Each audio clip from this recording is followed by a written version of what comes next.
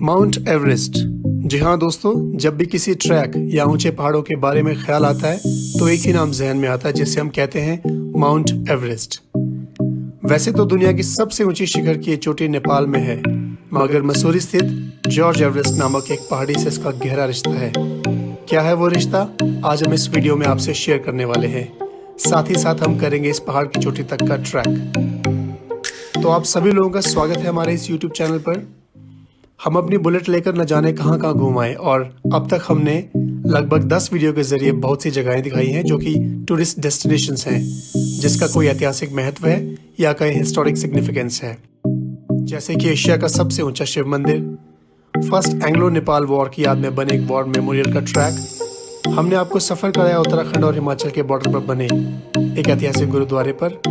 हमने आपको बताया मसूरी माल रोड का 182 साल का इतिहास, और हमने दिखाया एक रहस्यमय चिल्ड्रन पार्क और हजारों धाराओं वाले सहस्त्रधारा का वीडियो।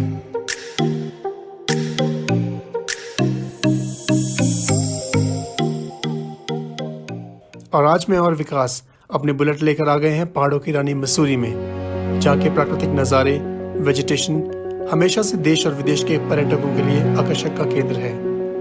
हिमालय पर्वत श्रृंखला पर बसा ये शहर अपने साथ संजोए है सदियों पुराना इतिहास, जो समय समय पर हम अपने वीडियो के जरिए आपको बताते भी रहे हैं। यमुनोत्री गंगोत्री के द्वार कहे जाने वाले इस पर्वतीय टूरिस्ट डेस्टिनेशन भारत के टूरिस्ट मैप पर एक अलग ही पहचान बनाए हुए है।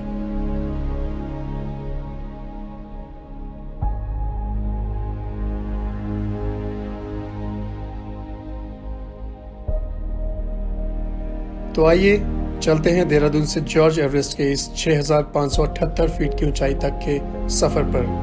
अगर आप मसूरी माल रोड से पैदल चले तो ये कम से कम 2 घंटे का ट्रैक है, जिसमें आपको देखने को मिलेगा जॉर्ज एवरेस्ट हाउस, जिसे पाक हाउस के नाम से भी जाना जाता है। साथ ही साथ आप देखेंगे यहाँ तक पहुँचने के अलग अलग जॉर्ज एवरेस्ट के टॉप से एक तरफ का देहरादून का नज़ारा और दूसरी ओर से 6000 फीट की ऊंचाई की अल्पाइन रेंज। दिखाएंगे रास्ते पर मिलने वाले फ्लोरा फोना, और आप यहाँ कैंपिंग कैसे कर सकते हैं ये भी हम आपको बताएंगे।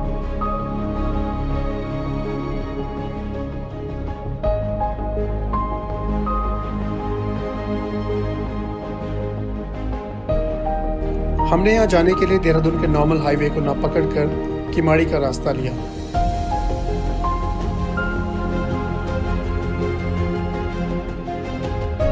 इस रूट पर जहां रास्ते में आते हैं झरने और अमेजिंग साइट सीइंग स्पॉट्स। इस रूट पर पहले मैं एक वीडियो शेयर कर चुका हूं, यदि आपने उसे मिस किया है तो चैनल पर जाकर देख सकते हैं। हम एक शाम पहले से ही मसूरी आ गए थे, जहां हमने मसूरी माल रोड को शूट किया, और इस माल रोड से जुड़े कुछ रोचक ऐतिहासिक तथ्य लेकर हमने एक वीडियो बनाया है, जिसे आप हमारे यूट्यूब चैनल पर जाकर एन इवनिंग इन मसूरी के नाम से देख सकते हैं। रात को मसूरी रुकने के बाद हम अर्ली मॉर्निंग 6 बजे जॉर्ज एवरेस्ट की ओर चले। हम बुलेट पर मसूरी से चले और 15 मिनट में हाथी पांव पहुंच गए, जहां से नजर आता है ये विशाल जॉर्ज एवरेस्ट नाम का पहाड़। यहां से ये चोटी लगभग 3 किलोमीटर की दूरी पर है। लगभग 1 किलोमीटर और बाइक चलाने के बाद आप यहाँ पर गाड़ी पार्क करते हैं, और यहाँ से शुरू होता है ट्रैक टू जॉर्ज एवरेस्ट।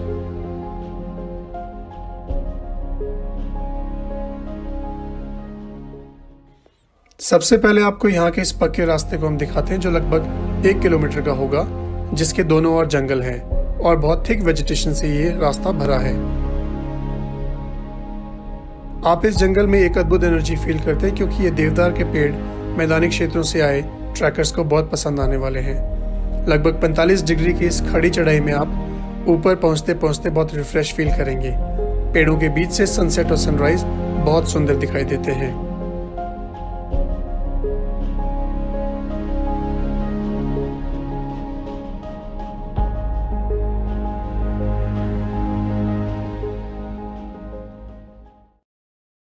तो अब हम आ पहुंचे हैं सर जॉर्ज एवरेस्ट हाउस, जिसे पाक हाउस भी कहा जाता है, क्योंकि ये पाक एस्टेट में बना है।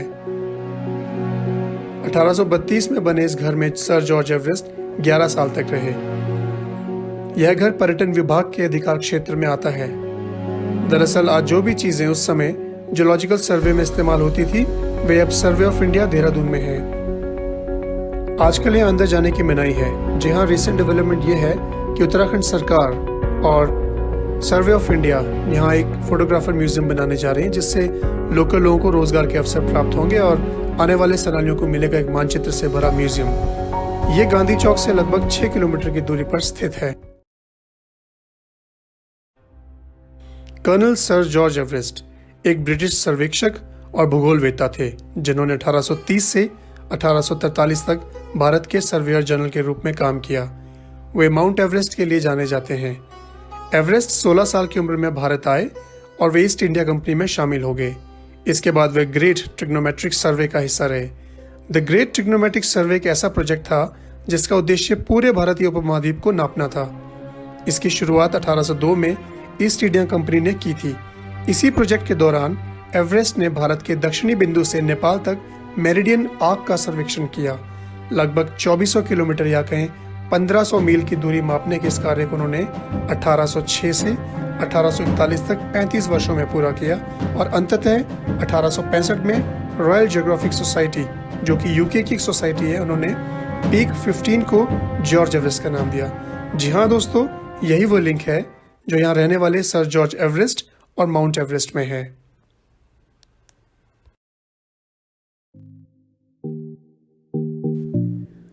तो अब हम जॉर्ज एवरेस्ट हाउस के पास खड़े हैं और ऊपर की ओर देख सकते हैं।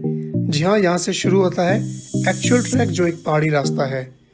वैसे तो जॉर्ज एवरेस्ट आपको हाथी पांव से भी दिखाई देता है और यहाँ चलने से पहले भी आप इस पहाड़ की विशालता और रोमांचित कर देने वाले रास्ते को अनुभव करेंगे। सुबह के लगभग 6 बजे हैं और आप सूरज को उगता हुआ देख सकते हैं। हमने सोचा पहले कुछ रिफ्रेशमेंट ले ली जाए, क्योंकि यहाँ से ऊपर कोई दुकान, कोई पानी का स्रोत आपको नहीं मिलेगा। वैसे यहाँ कैंपिंग करने वालों को अलग ही अनुभव होने वाला है।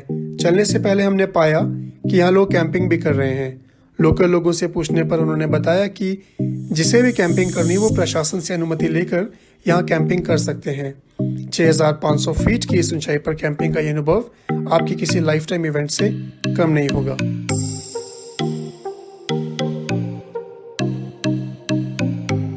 तो अब विकास और मैं धीरे धीरे आगे बढ़ते हैं। आप स्क्रीन पर देख सकते हैं यहाँ जाने के डिफरेंट रूट जो इस पहाड़ी के टॉप तक आपको ले जाते हैं। हमने इन रास्तों में से सबसे मुश्किल रास्ते पर चलना तय किया, जिसमें नुकीले पत्थरों के बीच का ट्रैक भी शामिल था।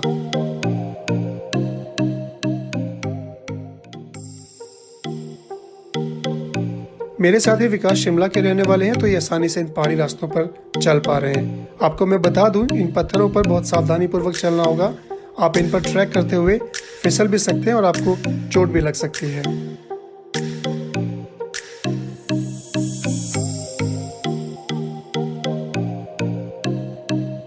आगे जाकर हमें चीड़ देवदार के साथ रोडोडेंड्रॉन, जिसे ब्रास कहा जाता है, और बांज के पेड़ भी दिखाई दिए, जो केवल इस ऊंचाई वाले स्थानों पर पाए जाते हैं।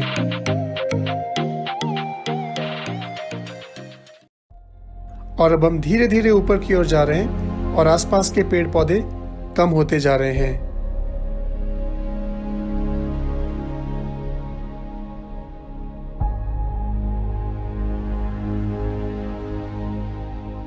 आप देख सकते हैं लेफ्ट साइड में नीचे एक और जॉर्ज एवरेस्ट हाउस है और हम इस ऊंचाई पर फाइनली अब ऐसे पॉइंट पर आ गए जिसे आप अबव ट्री लाइन कह सकते हैं। मतलब यहाँ से ऊपर अब पेड़ नहीं होंगे, जिसकी वजह है यहाँ की मिट्टी, यहाँ का सरफेस पूरी तरह से रॉकी है। दूसरा कारण, इतना रॉकी होने की वजह से यहाँ पानी नहीं है, जिसके कारण कोई वेजिटेशन नहीं है। और एक और कारण, 6500 फीट की ऊंचाई, जहाँ वर्ष के अधिकतम समय में ठंड रहती है। ये काफ़ी स्टीप स्लोप और रेतीला रास्ता है जहाँ आपको पाँव टिकाकर चलना होगा, क्योंकि आसपास पकड़ने के लिए कुछ नहीं है। आप देख सकते हैं ये टीनेजर्स कैसे ध्यानपूर्वक इस चोटी से नीचे उतर रहे हैं। इसे देखकर आप इस ट्रैक के रोमांच का अंदाजा खुद लगा सकते हैं।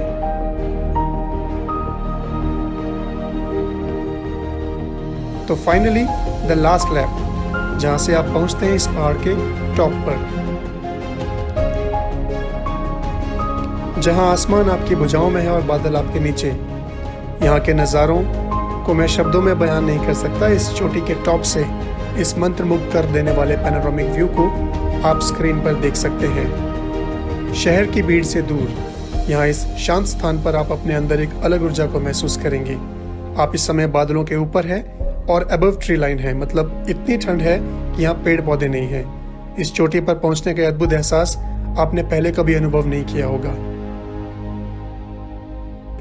यहाँ चोटी पर आपको अलग से दिखने वाले बड़े पत्थर मिलते हैं जो आपको एहसास दिलाते हैं कि आप इस समय अचीव कर चुके हैं जॉर्ज एवरेस्ट का हाईएस्ट पीक। और यहाँ पहुंचने के अचीवमेंट्स में ट्रैकर यहाँ पर आकर ग्रुप फोटोग्राफी भी करते हैं। यहाँ इस चोटी पर ये फ्लैग्स एक अलग एहसास की अनुभूति कराते हैं।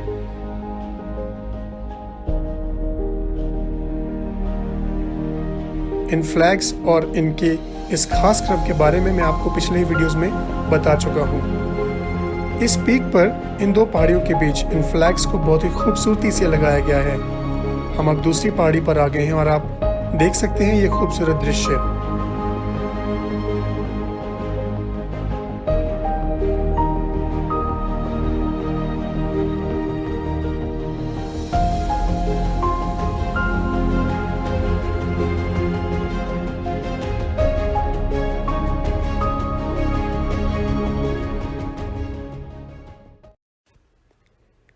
आने वाले टाइम में मैं इस ट्रैक पर एक और वीडियो शेयर करूंगा जब हम यहाँ कैंपिंग करेंगे।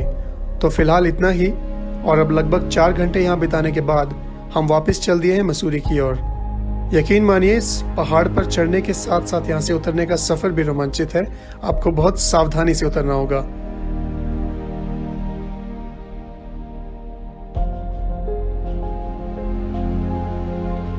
तो अगली बार जब मसूरी आएँ तो जॉर्ज एवरेस्ट का ट्रैक ज़रूर करें, लेकिन ध्यान रहे सफाई का ख्याल रखें, प्लास्टिक का प्रयोग बिल्कुल ना करें और कूड़ेदान का इस्तेमाल करें। इसी एहतियात से इस जगह खूबसूरती बनाए रखी जा सकती है और यहाँ के जीव जंतु भी सुरक्षित रहेंगे।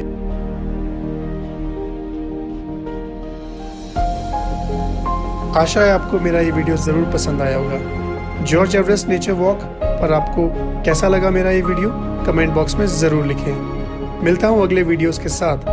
तब तक अपने परिवार का ख्याल रखें, अपने आसपास सफाई बनाए रखें। जब तक दवाई नहीं तब तक ढिलाई नहीं। धन्यवाद।